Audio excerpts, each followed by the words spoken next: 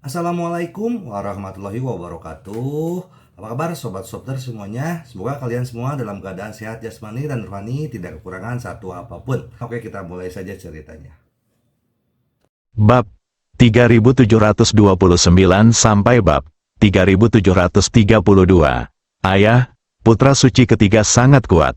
Konon pemimpin wanita itu mudah dikalahkan olehnya. Kita tetap harus berhati-hati, kata Junjun dengan sedikit khawatir. Wenlei dan yang lainnya juga setuju. Pada saat kritis, mereka mendengar bahwa tiga putra suci memiliki status transenden di Sekte Ilahi Taiksu. Biarpun kali ini bisa dikalahkan, mungkin akan ada banyak masalah di masa depan. Saudaraku, lagi pula, kita tahu terlalu sedikit tentang reruntuhan Kunlun. Kita tidak bisa selalu berada dalam keadaan bertahan. Itu akan terlalu pasif. Ada banyak orang kuat di reruntuhan Kunlun. Jika kita bisa masuk dan berkembang di dalamnya, kita dapat menghindari situasi ini. Ya, sekarang kita tidak punya cara untuk memasuki reruntuhan Kunlun. Wenlei dan yang lainnya juga mengungkapkan keprihatinan mereka. Ye Junlin mengangguk sedikit. Dia memahami perasaan ini dengan sangat baik. Namun Ye Junlin sendiri tidak menganggapnya serius. Melalui duel ini, ia juga bisa memahami perkiraan kekuatan budidaya reruntuhan Kunlun. Ambil contoh tuan muda dari Sekte Changqiong, Zhou Nanyan dan Wenlei sekarang dapat dengan kuat mengendalikan situasi dengan bergabung. Adapun para jenius biasa lainnya, dewa jahat awan api dapat melawan mereka sendirian, dan bahkan dapat menyiksa lawan-lawannya. Terlebih lagi, dengan detektor baru yang ditemukan oleh otak Tuhan, banyak pembuluh darah super spiritual dan bahkan pembuluh darah suci telah ditemukan satu demi satu. Oleh karena itu, bahkan di dunia sekuler, meningkatkan kemampuan personel kita sendiri bukanlah suatu masalah.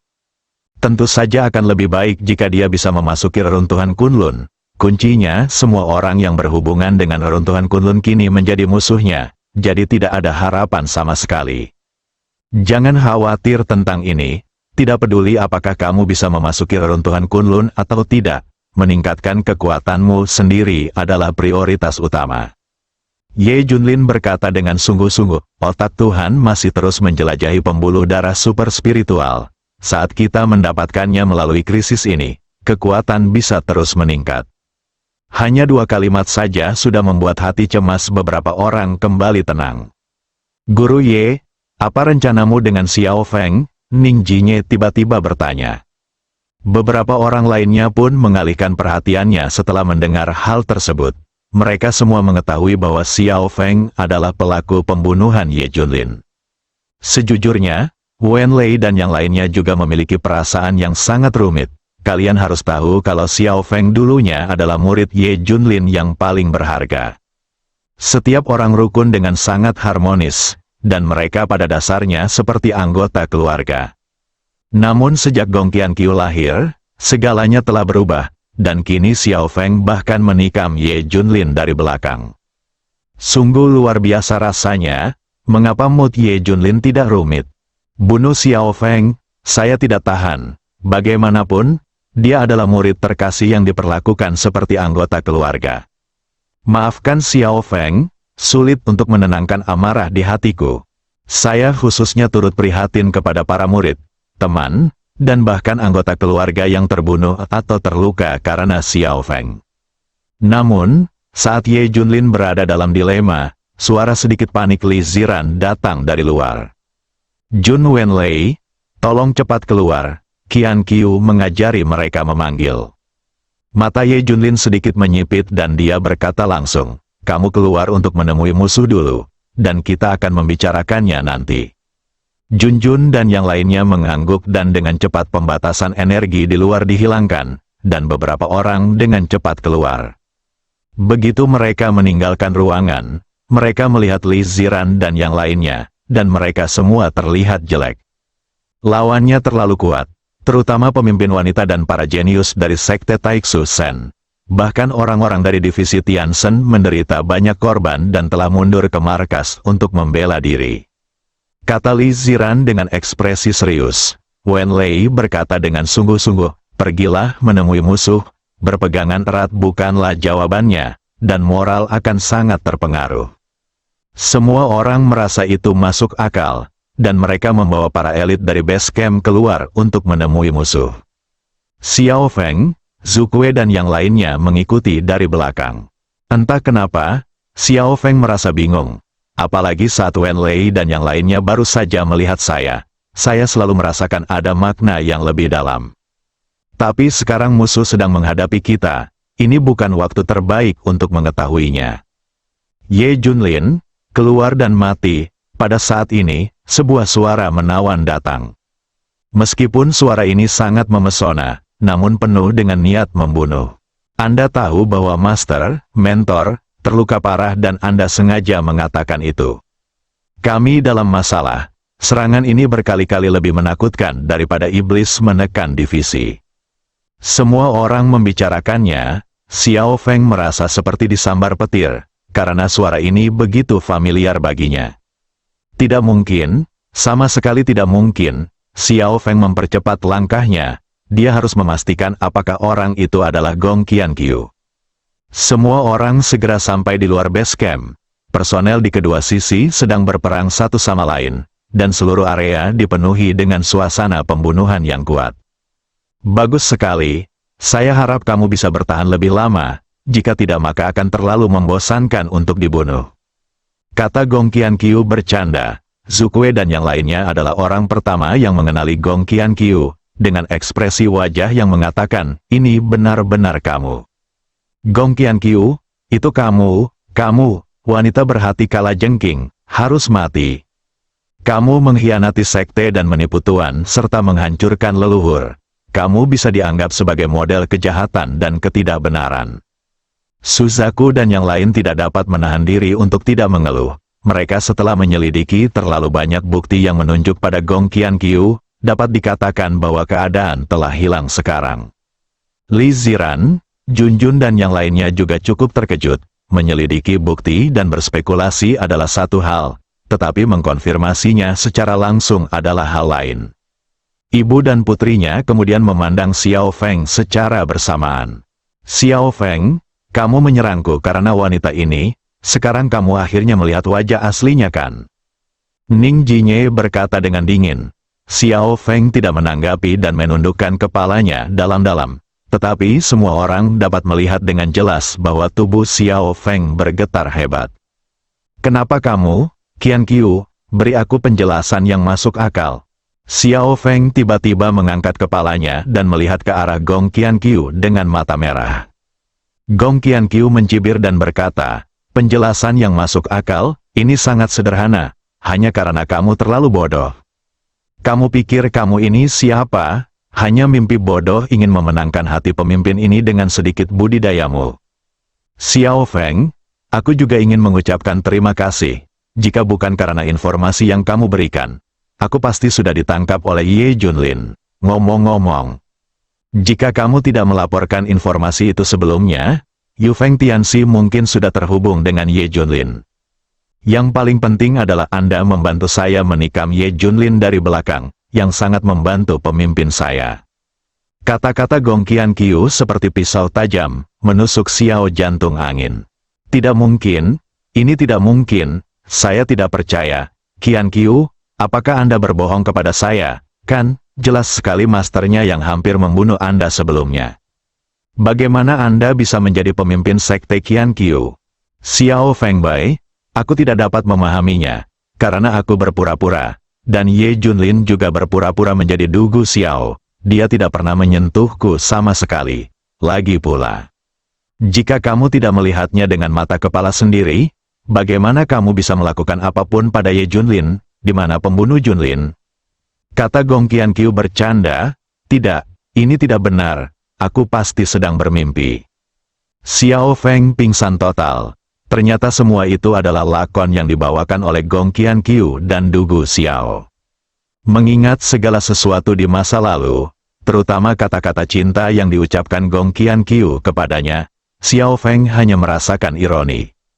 Dia juga ingat bahwa Zukue dan yang lainnya telah berulang kali membujuknya untuk menjauh dari Gong Qianqiu, tetapi dia tidak hanya mengabaikan mereka, tetapi bahkan kemudian memukuli mereka. Mengingat semua perawatan yang dilakukan tuannya Ye Junlin untuknya, dia hampir dikirim ke neraka dengan tangannya sendiri. Ah, Xiao Feng menyesalinya dan berteriak ke langit, seluruh jiwanya runtuh. Celepuk, Xiao Feng berlutut di tanah, seperti mayat berjalan, matanya kosong dan tak bernyawa. Hahaha, Gong Qianqiu tidak bisa menahan tawa, dia sangat menikmati perasaan mengendalikan seseorang sepenuhnya. Xiao Feng, jangan menyesalinya, aku akan mengirimmu ke neraka bersama-sama setelah beberapa saat. Kalau begitu, kamu bisa mengaku pada Ye Junlin saja. Apakah pemimpin ini cukup baik? Gong Qianqiu berkata dengan sedih. Kata-kata Gong Qianqiu seperti palu yang berat, memukul hati semua orang dengan keras. Pantas saja Xiao Feng terobsesi membunuh bosnya. Sepertinya apa yang kita temukan hanyalah puncak gunung es. Terutama spekulasi-spekulasi sebelumnya pada dasarnya benar. Ini Gong Qianqiu benar-benar penuh kebencian. Suzaku, kejutan di hati orang lain sangat besar. Menyelidiki situasinya adalah satu hal, tetapi Gong Qianqiu mengakuinya secara pribadi adalah hal lain. Dialah yang membunuh Gong Wenqian, dan poin kuncinya adalah Xiao Feng yang disalahkan secara tidak sadar. Sampah yang menipu guru dan menghancurkan leluhur benar-benar tidak manusiawi. Tapi sekali lagi, Gong Qianqiu lemah dalam hal ini. Waktu terlalu menakutkan untuk bisa bermain dengan orang-orang di telapak tanganmu. Li Ziran juga sangat terkejut. Dia menatap Xiao Feng lagi dan menemukan bahwa yang terakhir tampak seperti mayat yang telah benar-benar kehilangan nyawanya. Bagaimana ini bisa terjadi? Aku tertipu dengan sangat menyedihkan. Dan aku bersedia bekerja untuk iblis ini. Aku bahkan membunuh tuanku yang memperlakukanku seperti anggota keluarga. Aku benar-benar pantas mati. Xiao Feng sangat menyesal. Kata-kata yang pernah diingatkan King Long dan yang lainnya untuk menjauh dari Gong Qianqiu bergema di telinga mereka. Gong Qianqiu bukan wanita yang baik. Sebaiknya kamu menjauh darinya. Kalau tidak cepat atau lambat kamu akan dirugikan olehnya. Gong Qianqiu adalah pemimpin sekte Qianqiu, kenapa kamu tidak percaya? Xiao Feng, kamu tidak ada harapan. Xiao Feng merasa kepalanya akan meledak, penyesalan yang tak ada habisnya memenuhi hatinya, dan Xiao Feng merasa hidupnya sudah tidak diperlukan lagi. Suzaku, King Long, Jinye, aku minta maaf, Tuan, aku minta maaf, Junjun. Tuan, yang paling aku minta maaf adalah kamu. Aku hanya bisa meminta maaf dengan kematian. Setelah berbaikan pikirannya, Xiao Feng tiba-tiba mengangkat tangan kanannya dan menghadap dirinya sendiri. Pelipisnya dipukul dan ke kiri. Bang, tepat ketika telapak tangan Xiao Feng hendak menyentuh kulitnya, dia tiba-tiba merasakan lengannya dipegang erat. Mendongak, dia melihat wajah yang sangat pucat. Guru, Tuan, Xiao Feng berkata tidak percaya. Ye Junlin berkata dengan sungguh-sungguh, kematian adalah hal yang paling sederhana, tetapi itu juga merupakan tanda kepengecutan. Saat dia berbicara, Ye Junlin melepaskan tangannya, dan kekuatan di tubuh Xiao Feng sepertinya terkuras seketika, dan dia pingsan, langsung ke tanah, dengan kepala tertunduk dan menangis, berdiri. Boslah yang ada di sini, apakah kamu tidak melihat wajah guru? Dia pasti bertahan. Semua orang membicarakannya, tetapi mereka juga lebih percaya diri. Meskipun wajah Ye Junlin tidak terlihat bagus saat ini, selama dia memimpin, semua orang tampaknya memiliki tulang punggung. Sekalipun batu giok dan batunya hancur, tidak ada yang perlu ditakutkan. Ye Junlin, aku tidak menyangka hidupmu akan sulit, tapi kamu tidak akan bisa bertahan lama, kan? Gong Qianqiu berkata dengan wajah bercanda. Kata-katanya adalah ujian sekaligus apa yang dia pikirkan di dalam hatinya. Bagaimanapun, wajah Ye Junlin jelek, persis sama seperti saat dia diracuni oleh Dewa Kematian. Jelas sekali dia bertahan. Sekarang kami memiliki puluhan ribu elit dan banyak orang kuat dari Sekte Ilahi Taiksu. Tak seorang pun dari kalian bahkan berpikir untuk pergi hari ini. Kata Gong Qianqiu dengan suara kental, apa yang bisa kamu lakukan padaku? Ye Junlin berkata dengan wajah santai. Gong Qianqiu terkejut, dia tiba-tiba menemukan bahwa Ye Junlin, Wen Lei, Zhou Nanyan dan lainnya memiliki ekspresi tenang di wajah mereka, tanpa sedikit pun rasa takut. Itu sangat kontras dengan ekspresi gugup di wajah Li Ziran dan elit base camp lainnya. Bukankah orang-orang ini terlalu tenang? Gong Qianqiu sangat tidak puas. Dalam imajinasinya, orang-orang ini pasti ketakutan setengah mati. Dia tidak tahu bahwa kekuatan Ye Junlin dan yang lainnya telah meningkat pesat, dan mereka tidak takut sama sekali saat menghadapi orang-orang kuat dari Sekte Ilahi Taiksu. Di hadapan kekuatan absolut, konspirasi dan tipu daya apapun tidak ada gunanya. Terutama Wen Lei, Zhou Nanyan, dan Dewa Jahat Huoyun, mereka bertarung langsung melawan orang-orang kuat dari Sekte Changqiong. Mereka memiliki pemahaman tertentu tentang apa yang disebut kekuatan besar dari Sekte Kunlun Su ini, dan kekuatan mereka sendiri bahkan tidak lebih lemah dari lawan mereka, yang membuat mereka lebih percaya diri. Ambil contoh orang-orang yang berdiri di depan mereka. Kecuali Gong Qianqiu dan putra suci ketiga, Wen Lei dan yang lainnya benar-benar tidak memperhatikan. Bahkan ada beberapa jenius dari Sekte Ilahi Taiksu yang tidak sekuat Xie Huanyu dan Xie Yunsong, tuan muda dari Sekte Changqiong. Terlebih lagi, Ye Junlin menipu Wen Lei dan yang lainnya dan semua orang mengetahuinya. Meskipun saya tidak tahu betapa menakutkannya kekuatan Ye Junlin, dia jelas tidak lebih lemah dari Gong Qianqiu dan 3 orang suci. Oleh karena itu, Wen Lei dan yang lainnya bisa dikatakan percaya diri. Apa yang terjadi dengan orang-orang ini? Gong Qianqiu bingung. Dilihat dari reaksi Xiao Feng, informasi yang disampaikan sebelumnya pasti tidak palsu. Apalagi kondisi Ye Junlin juga menunjukkan bahwa ia belum pulih dari keracunannya. Namun ketenangan ini sepertinya tidak palsu. Ye Junlin, biarkan rakyatmu ditangkap tanpa hambatan, dan pemimpin ini bisa membiarkanmu hidup. Kata Gong Qianqiu dengan suara kental. Ye Junlin berkata sambil tersenyum, Gong Qianqiu, jangan mengujinya, serang jika kamu memiliki kemampuan, berhentilah bicara yang tidak masuk akal. Kamu, niat Gong Qianqiu terungkap di tempat, dan dia tiba-tiba merasakan wajahnya rusak. Namun, dia bertindak sangat hati-hati, merasa bahwa masih ada bahaya tersembunyi jika mengambil tindakan dengan tergesa-gesa sebelum mendiskusikan dan menyelidiki situasi sepenuhnya. Jangan berpikir bahwa kamu tidak akan terkalahkan setelah mengalahkan pecundang dari Sekte Changqiong. Hari ini aku akan memberitahumu apa perbedaan kekuatan itu. Kata Gong Qianqiu dingin. Ye Junlin tetap bergeming dan berkata dengan ekspresi acuh tak acuh, aku akan menemanimu sampai akhir. Gong Qianqiu langsung menjadi marah. Dia selalu menikmati bermain dengan orang lain, tapi sekarang Ye Junlin benar-benar lepas kendali. Terlebih lagi, sepertinya dia sudah mengendalikan segalanya, tapi dia tidak bisa memahaminya. Berhenti bicara omong kosong padanya, bunuh semua orang kecuali anak itu.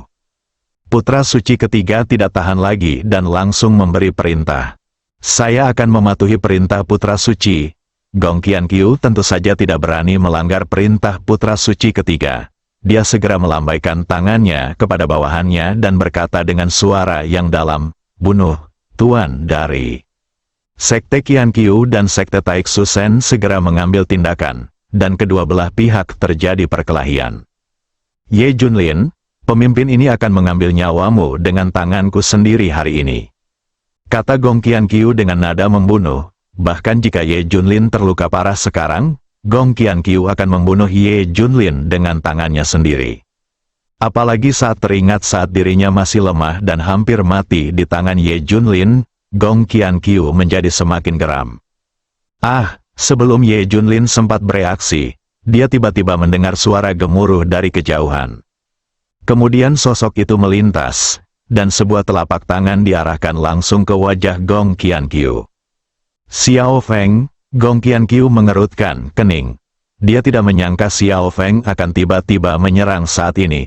Orang ini tidak terjatuh karena pukulan itu. Gong Qianqiu, kamu berbohong padaku begitu lama. Aku akan membunuhmu. Mata Xiao Feng merah, seperti binatang gila, dan angin di telapak tangannya bahkan lebih kuat daripada di masa kejayaannya. Sampah, dengan sedikit kekuatanmu, kamu masih punya keberanian untuk keluar dan mempermalukan dirimu sendiri? Gong Qianqiu tampak menghina, tidak mengelak sama sekali, dan menamparkan telapak tangan ke arah serangan Xiao Feng. Xiao Feng tidak bisa mengelak, dan langsung merasakan kekuatan agung datang ke arahnya. Bang, Xiao Feng terbang seperti layang-layang kertas pecah, dan akhirnya jatuh dengan keras ke tanah, bersambung.